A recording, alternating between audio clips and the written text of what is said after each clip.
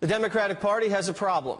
Congresswoman Ilhan Omar, known for making anti-Semitic comments, now downplaying the 9/11 terror attacks. CARE was founded after 9/11 because they recognized that some people did something and that all of us were starting to lose access to our civil liberties. The New York Post blasting Omar. Here's Thursday's front cover. But some of her radical cohorts are defending her. Listen to this. This is just pure racist act by many of those, hateful acts by those, because she does speak truth. We are getting to a level where this is an incitement of violence against progressive women of color.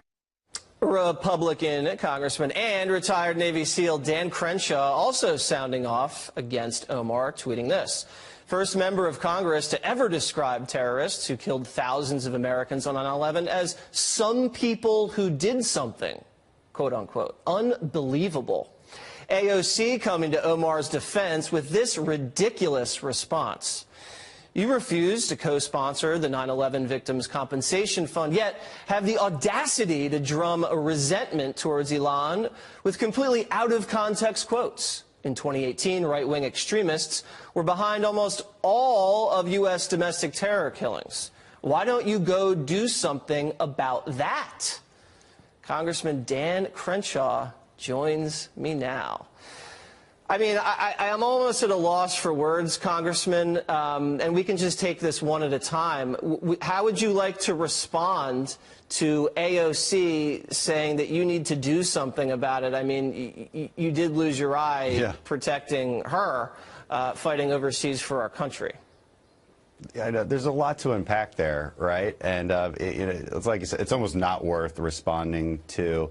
Okay, but let's unpack this. Okay, so she thinks that co-sponsoring a bill, by the way, that isn't out of committee yet, means that's how you're defending 9/11 victims. Last I checked, I thought I did defend 9/11 victims. I went overseas and tried to make sure that this attack never happened again. Exactly. And made sure to take the fight to the enemy that committed it. It's not just her either. It's also her counterpart in New York, Max Rose. I mean, the fact that they would double down on this and try to provide cover for Ilhan Omar when all you have to do really is say, hey, you know, she misspoke, or maybe she didn't mean it that way. Why don't you say that? Yeah, all she has to say is, I was a little too flip.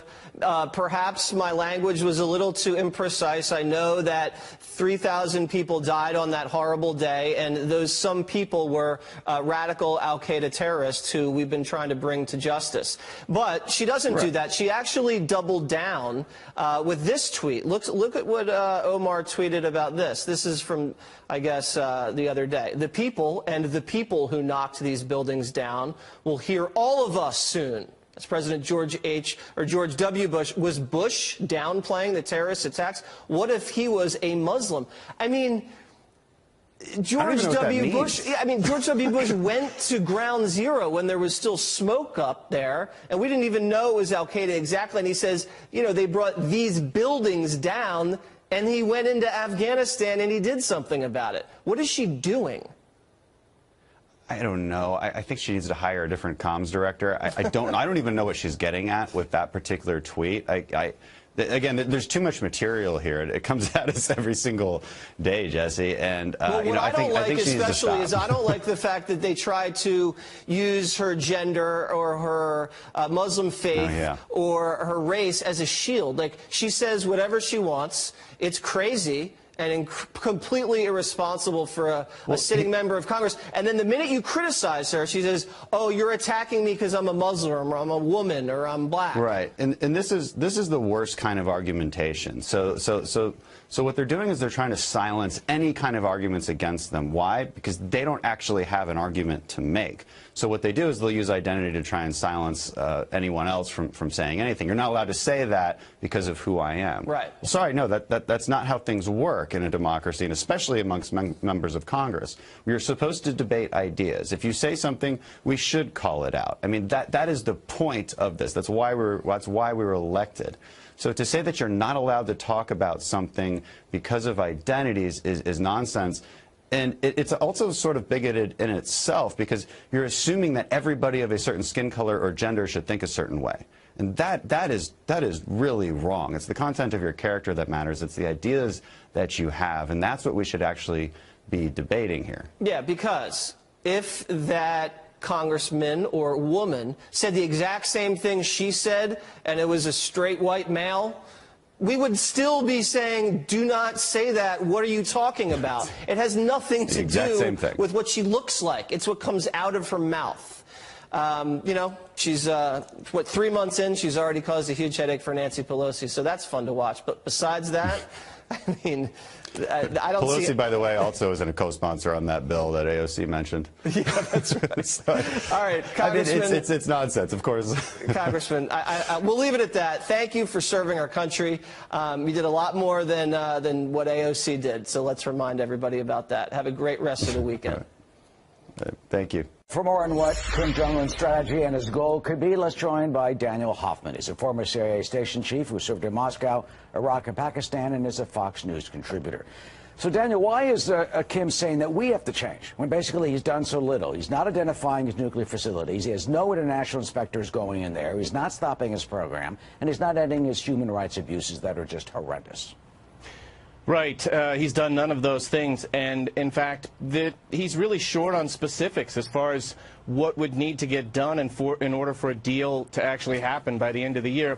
It's clearly public posturing on his behalf. He's speaking to the United States, and he's also speaking to the region, to South Korea and to Russia and China. I think he's trying to leverage those relationships to exact as much economic gain as he can while giving up as little as possible in the way of denuclearization. Yeah, that's exactly what he's doing. Let me read you a quote. I mean, he has not had missile tests. Obviously, they've been in abeyance. It's a good thing. The president is taking credit for that.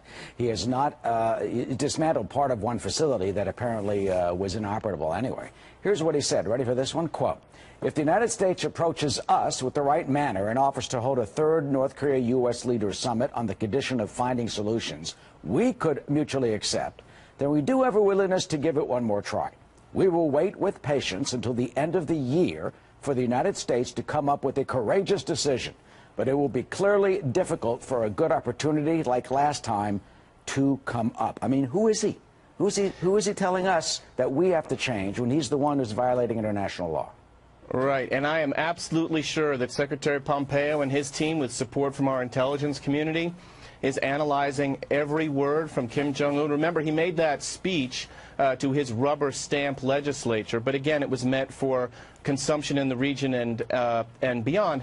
While it might strain the logic that the Kim family would amass a massive nuclear and ballistic missile capability only to barter them away for energy and food and integration in the world community economically, we still have to pursue negotiations, and we've tried, but Kim Jong-un has actually rebuffed all efforts from our special representative, Stephen Biegun, to start those negotiations in earnest. So what does that mean? But you can't fault the administration for trying, and they should. Yeah, if they're not even willing to sit down. I mean, Biegun was back there trying to have these negotiations, and those talks haven't even started?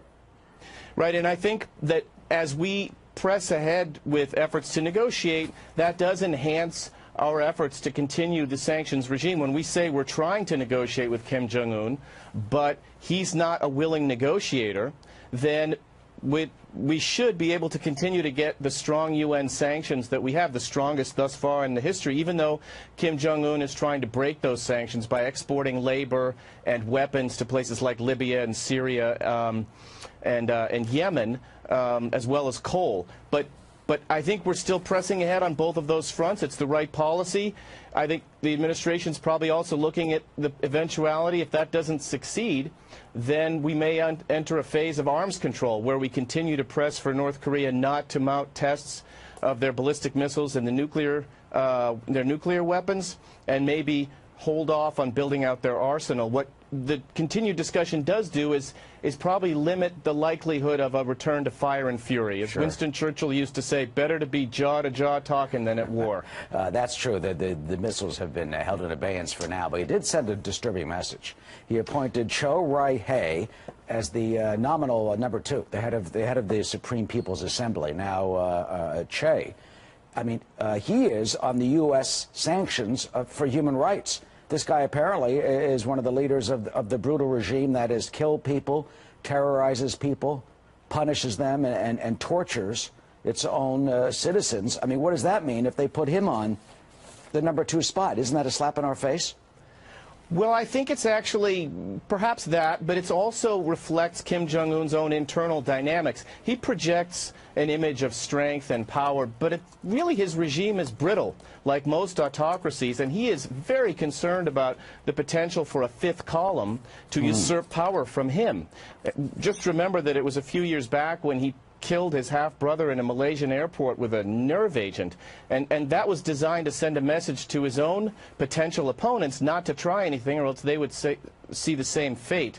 I think that Kim Jong-un is balancing different elements of power in his own evil, corrupt regime. And one more, evil and corrupt, Otto Warmbier, the young American University of Virginia student, 22-year-old, so horribly tortured and brutally murdered.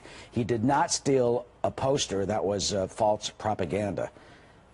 Wouldn't it be easy for him to announce an arrest or prosecute Otto Warmbier's killers? I mean, that doesn't have anything to do with the nuclear program, but wouldn't that be a show of good faith? Is it possible that he could have any good faith at all to try and pursue a case against those who so savagely took Otto Warmbier's young life? I think Kim Jong-un is extraordinarily wary of revealing any weakness on his part in terms of human rights. He denies his own citizens and foreigners every human right there is, and I just don't see that happening. As far as intermediate steps, maybe we open a liaison office in Pyongyang and Washington, D.C. Maybe we get inspectors back into North Korea. There are certainly a host of things we could do. I just don't think I see him making any of those sorts of moves on the human rights front. It's just too much a part of his regime. He's got a massive state gulag of political repression of his own people on which his regime security depends. Well, there are many who are still calling for and demanding justice for Otto. As we should. As we should, and will not give up. Dan Hoffman, thank you for your analysis. Thank you.